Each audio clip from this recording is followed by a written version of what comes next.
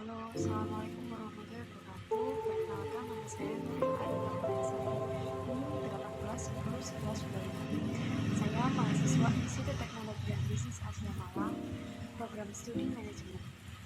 Di sini saya akan memberikan testimoni saya setelah mengikuti pelatihan Human Resource Analyst kemarin yang diselenggarakan oleh Institut Teknologi dan Bisnis Asia Malang yang bekerja sama dengan Art Learning Center. Yang kemarin dimonitoring oleh Bapak Zian Dardianto, SPSFFNTD. Materi apa aja sih yang saya dapat selama saya mengikuti pelatihan sertifikasi kemarin? Yaitu saya mendapatkan materi on healing process, training and people development, performance management, lingkungan industrial, logistik, dan review. Proses mengidentifikasi, evaluasi, dan merencanakan kebutuhan SDM yang akan menempati suatu jabatan tertentu. Caranya gimana? Yaitu yang pertama, analisis ketersediaan SDM. Kedua, prediksikan bisnis di masa yang akan datang. Yang ketiga, prediksikan kebutuhan SDM di masa yang akan datang dengan mempertimbangkan kondisi tertentu atau job load atau job analis serta hal lain.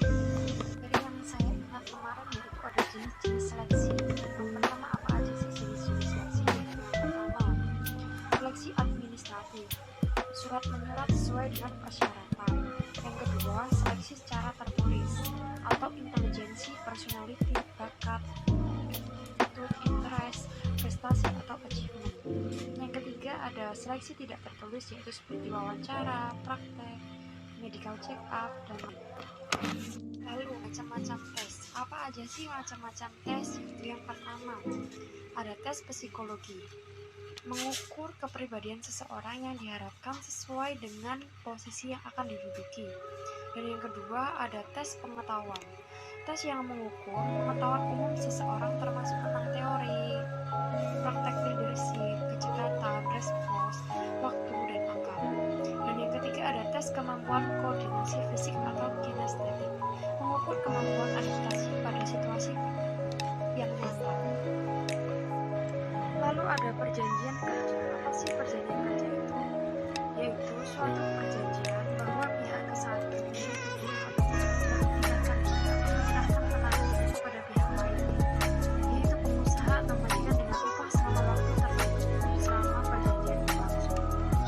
Lalu apa sih syarat perjanjian kerja? Yang pertama ada kesepakatan kedua belah pihak. Yang kedua ada kemampuan atau kecakapan melakukan perbuatan usul. Yang ketiga ada adanya pekerjaan yang diperjanjikan. Yang keempat ada pekerjaan yang diperjanjikan tidak bertentangan dengan ketertiban. Yang kelima ada kesusilaan dan peraturan perundang-undangan yang berlaku. Dan hal-hal yang harus diperhatikan dalam perjanjian kerja waktu tertentu yaitu yang pertama ada harus memenuhi syarat perjanjian kerja. Yang kedua ada isi perjanjian. Yang ketiga ada bentuk perjanjian akomodir Undang-Undang Cipta Kerja dan PP 35 tahun 2020. Dan yang terakhir ada masa berlaku perjanjian. Strategi peningkatan kerjasama. Poin pertama yaitu konsultasi awal membahas masalah-masalah sebelum menjadi masalah bersifat formal. Dan yang kedua ada perhatian terhadap masalah dan kesejahteraan karyawan. Yang ketiga panitia-panitia kelompok memungkinkan kedua belah pihak yang mencari penyelesaian berbagai masalah yang sering timbul. Ada program latihan dan yang terakhir pihak ketiga. Dan selanjutnya ada 5 kesalahan manajemen SDM yang umum terjadi. Yang pertama, terlalu cepat merekrut, dan yang kedua, tidak mengalokasikan sumber daya yang cukup untuk pelatihan. Yang ketiga, gagal mengatasi masalah kinerja. Yang keempat, sembarangan melakukan PHK. Dan yang kelima, tidak mematuhi hukum ketenagakerjaan. Yang terakhir, penggolongan karyawan. Strategi Indonesia. Penentuan strategi sumber daya manusia perlu memperhatikan kompetensi yang selaras visi misi SBU atau strategi bisnis dan juga strategi perusahaan.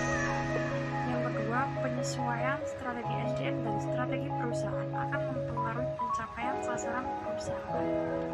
Dan yang ketiga, network, struktur, dan budaya perusahaan yang mengacu pada inovasi, kreativitas, dan belajar berkesinambungan